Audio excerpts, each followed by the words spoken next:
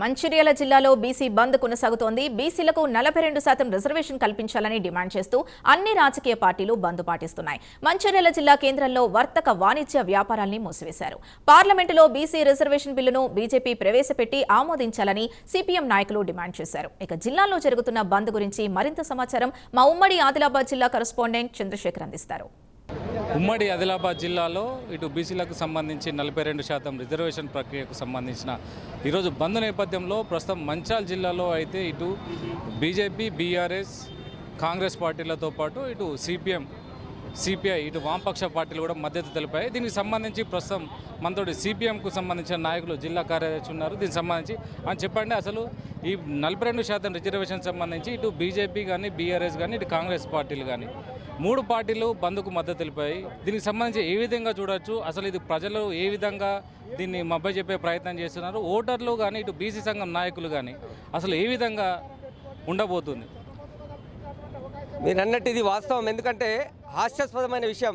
ఎందుకంటున్నామంటే దేశంలో, రాష్ట్రంలో ఉన్న పార్టీలన్నీ కూడా బీసీ సంఘాలకు, బీసీ రిజర్వేషన్లకు మేము మద్దతు ఇస్తామని చెప్తా ఉన్నారు.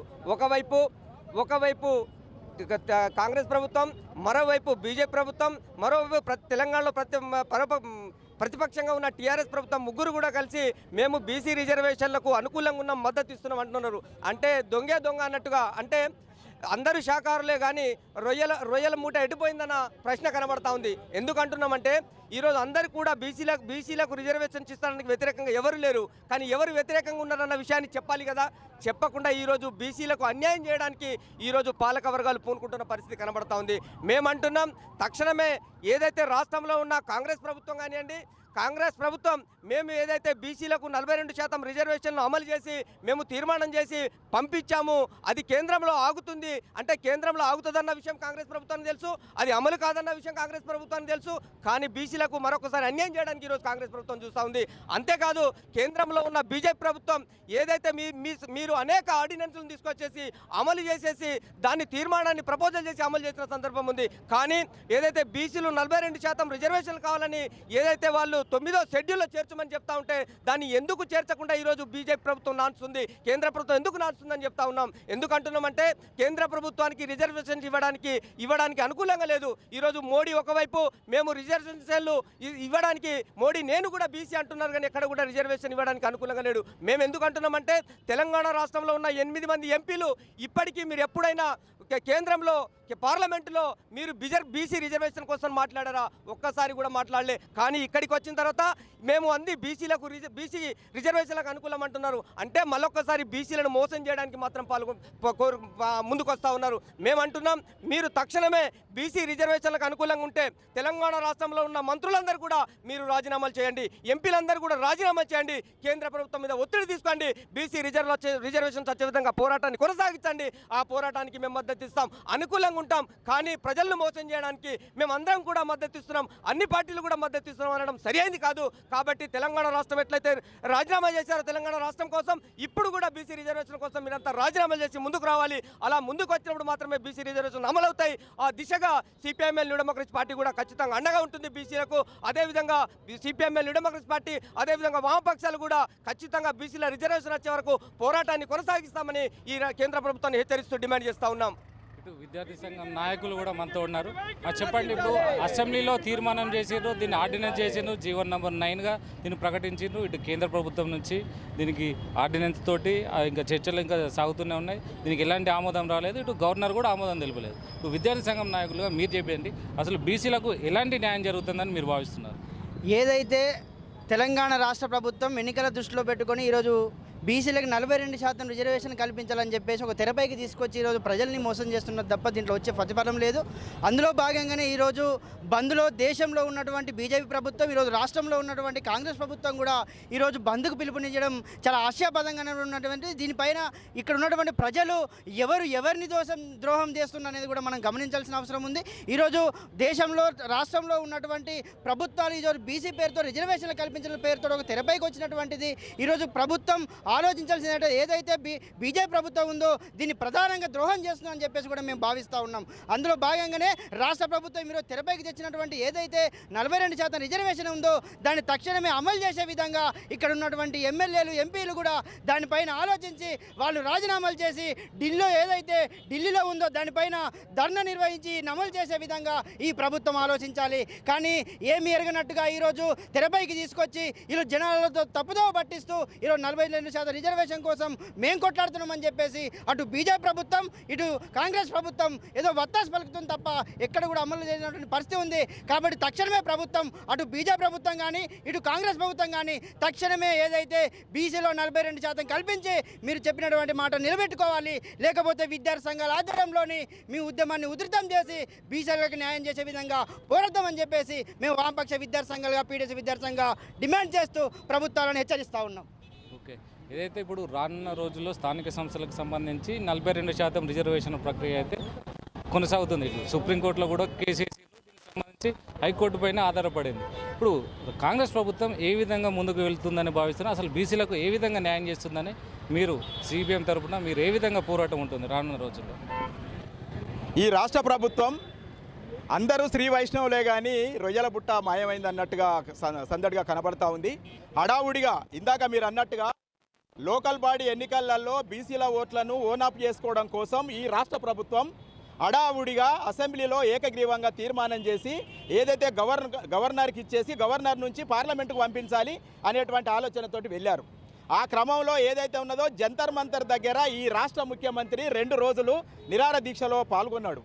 అట్లా ఏదైతే ఉన్నదో కేంద్ర ప్రభుత్వం పార్లమెంట్లో ఉన్నటువంటి బిల్లును చట్టబద్ధంగా చేయకపోగా అమిత్ షా గారితోటి ముందుకొచ్చేసి ఈ 42% రిజర్వేషన్లలో మైనార్టీలకు కూడాను ఇందులో 10% రిజర్వేషన్లు ఉన్నాయి కనుక మేము ఈ రిజర్వేషన్లను ఇచ్చేటటువంటి ప్రసక్తే లేదని చెప్పేసి తను స్క్రిప్ట్ తీసుకొచ్చేసి ముందుండి చదివాడు.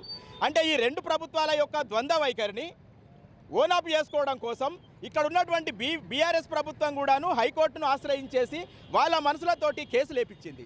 ఇవాళ కోర్టులకు దారులు మూసుకుపోయినాయి. కోర్టులు దీన్ని పరిష్కారం చేసేటటువంటి పరిస్థితిలో లేదు. భారత రాజ్యాంగంలో ఏదైతే చట్టబద్ధమైనటువంటి అంశాలు ఉన్నాయో వాటికి లోబడి మాత్రమే వాళ్ళు నిర్ణయాలు తీసుకునేటటువంటి అధికారం ఉంది కనుక ఇది కోర్టులు తేల్చేటటువంటిది కాదు. పార్లమెంటులో నిండు సభలో ఏదైతే ఉందో 9వ షెడ్యూల్ను దాంట్లో అమలు చేసినట్లయితే మాత్రమే రిజర్వేషన్లు అనేటువంటివి వస్తాయి. ఇట్లాంటి ఆందోళన కార్యక్రమాలు ఎన్ని చేసినప్పటికీ పార్లమెంట్లో చట్టం చేయబడాలి. ఇక్కడ ఉన్నటువంటి బీసీ సంఘాలకు నాయకత్వం వహిస్తున్నటువంటి జాజుల శ్రీనివాస్ గారు కానీ అదేవిధంగా ఆర్ కృష్ణయ్య గారు కానీ ఇక్కడ రాష్ట్రానికి వంతపాడుతున్నటువంటి జాజుల శ్రీనివాస్ గారు అక్కడ కేంద్రానికి వంతపాడుతున్నటువంటి ఇవాళ ఆర్ కృష్ణయ్య గారు కూడాను ఇక్కడ అఖిలపక్షాన్ని ఢిల్లీకి తీసుకెళ్లి పెద్ద ఎత్తున ఉద్యమం చేయకపోతే ఈ ఏదైతే ఉన్నదో 42% రిజర్వేషన్ అనేటువంటిది ఇప్పుడున్న పరిస్థితులలో అసంభవం. ఇవన్నీ కూడా దొంగ నాటకాలు ఆడుతున్నాయి. వీళ్ళకి తెలుసు. ఇవాళ ఇక్కడ ఉన్నటువంటి కాంగ్రెస్ ప్రభుత్వానికి తెలుసు, ఢిల్లీలో ఉన్నటువంటి బీజేపీ ప్రభుత్వానికి తెలుసు, అక్కడ ఉన్నటువంటి బీఆర్ఎస్ ప్రభుత్వానికి తెలుసు. రెడ్లు రావులు కలిసి ఒక నాటకం ఆడుతున్నటువంటి ఈ విషయాన్ని మొత్తం ప్రజానీకం తెలుసుకోవాల్సినటువంటి అవసరం ఉంది. దీనికి పెద్ద ఎత్తున తెగించి కొట్లాడితే తప్ప మరో తెలంగాణ లాగా ఈ ఉద్యమాన్ని ఉవ్వెత్తున ఈసిపడేలాగా ఉద్యమాన్ని నడిపిస్తే తప్ప మళ్ళీ మనం ఈ రిజర్వేషన్లను సాధించుకోలేం. ఇవాళ బెంగాల్లో చూసినట్లయితే అదేవిధంగా తమిళనాడులో చూసుకున్నట్లయితే 62% ఉన్నటువంటి రిజర్వేషన్లను 19% ఎస్సీలకు తీసేయంగా 52% ఉన్నటువంటి రిజర్వేషన్ 42% ఉన్నటువంటి రిజర్వేషన్లను ఇవాళ అక్కడ అమలు చేసుకుంటా ఉన్నారు. బీసీలకు మైనార్టీలకు 4% రిజర్వేషన్లు ఇస్తున్నారు ఇది వివిధ రాష్ట్రాలలో. మరి ఇక్కడ 4% రిజర్వేషన్లు ఇవ్వడానికి ఏం అభ్యంతరం అని చెప్తా ఉన్నాం. దీనికి మడత పేచీలు పెట్టుకుంటూ ప్రజల్ని మోసం చేసుకుంటూ బీసీలను మరొకసారి అన్యాయం చేయడానికి ఇవాళ వీళ్ళందరూ కూడా కంకణం కట్టుకున్నారు. ఒక సిగ్గుమాలినటువంటి విషయం. అధికారంలో ఉన్నటువంటి పార్టీని ప్రతిపక్షంలో ఉన్నటువంటి పార్టీలు వివిధ సంఘాలు ప్రజల డిమాండ్లను ప్రభుత్వం ముందు పెట్టేసి పరిష్కారం చేస్తారు. కానీ ఇలా కాంగ్రెస్ ప్రభుత్వం అదేవిధంగా బీజేపీ ప్రభుత్వాలు 2 కూడాను బంద్కు పిలిపించేసి ఇవాళ ఇక్కడ వీరపోతులు పెడతా ఉన్నారు.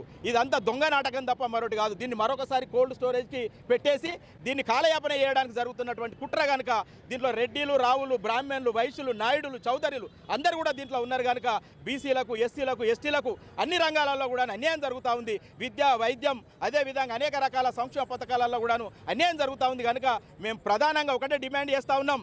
ఈ గతంలో అనేక సార్లు బీసీ ఉద్యమాల పేర్లతోటి భుజాల మీద జెండాలు పెట్టుకొని మోసినటువంటి ఆర్ కృష్ణయ్య గారు కానీ, అదేవిధంగా అక్కడ ఉన్నటువంటి జాతుల శ్రీనివాస్ గారు కానీ, ఇవాళ ఇక్కడ ఉన్నటువంటి రేవంత్ రెడ్డిని ఢిల్లీకి తీసుకెళ్ళాలి, అఖిల పక్షాన్ని ఢిల్లీకి తీసుకెళ్ళాలి, అన్ని వామపక్ష పార్టీలను ప్రజా సంఘాలను ఢిల్లీకి తీసుకెళ్లి ఆ ప్రభుత్వం మెడలు వంచి ఇవాళ మనం 42% రిజర్వేషన్ను బీసీల న్యాయమైన ప్రజాస్వామ్యయుతమైనటువంటి ఈ డిమాండ్ను సాధించుకోవాల్సినటువంటి అవసరం ఉంది. ఒకటే కనబడుతుంది అర్జునుడికి, చెట్టు పైన ఉన్నటువంటి పిట్టను చూడాలి, ఆ పిట్టె కన్నులో ఉన్నటువంటి గురి చూసి కొట్టాలి.